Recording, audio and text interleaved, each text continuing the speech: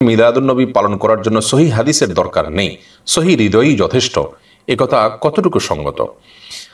মাশাআল্লাহ, কথাটি শুনতে বেশ শ্রুতিমধুর, শুনতে বেশ ভালোই লাগে, এবং শুনতে ভালো হলেই সে কথা ভালো এবং যৌক্তিক হবে, গ্রহণযোগ্য হবে, এটি কিন্তু সবসময় মোটেও আবশ্যক নয়।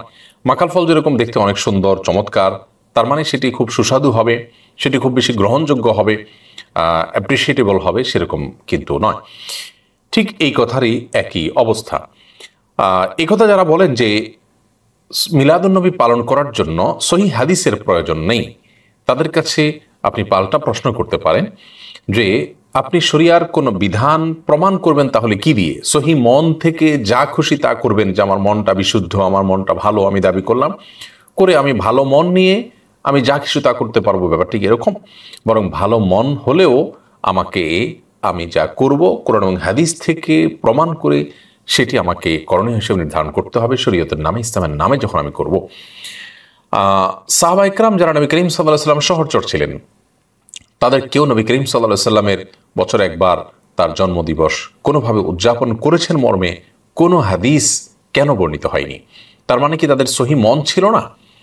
অর্থাৎ যদি সহি মন থাকলেই মিলাদুন্নবী উদযাপন করবে, ব্যাপারটি এরকম হয়, তাহলে সাহাবা ইকরাম থেকে কেন মিলাদুন্নবী উদযাপনের কোনো বর্ণনা পাওয়া যায় না?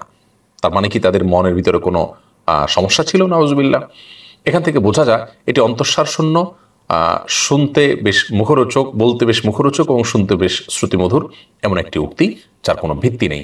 আল্লাহ তাআলা কোরআনে কারিমে পরিষ্কারভাবে বলেছেন, মা আতাকুম রাসূল ফাখুযু ওয়া মা নাহাকুম আনহু ফান্তাহু, রাসূল যা দিয়েছেন তা গ্রহণ করো, ধরো, তা তোমরা নাও, আর তিনি যা নিষেধ করেছেন তা থেকে তোমরা বিরত থাকো। ইমানদারের করণীয় এবং বর্জনীয় এটি গ্রহণ করবে সে কোরআন এবং সুন্নতে রাসূল সাল্লাল্লাহু আলাইহি সাল্লাম থেকে নিয়ে।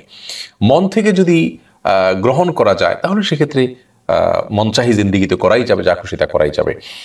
তারপর আমাদের যে সমস্ত ভাইরা মিলাদুন্নবী উদযাপন করে থাকেন নবী করিম সাল্লাল্লাহু আলাইহি সাল্লামের ভালোবাসায়, আমরা তাদেরকে বিনয়ের সাথে বলবো, আসুন সুন্নাহর অনুসরণ করি, কোরআনের নির্দেশনা অনুসরণ করি, তাহলে ইনশাআল্লাহ আমাদের কল্যাণ সেখানে আমরা খুঁজে পাবো। আল্লাহ তাআলা আমাদেরকে বোঝার তৌফিক দান করুন।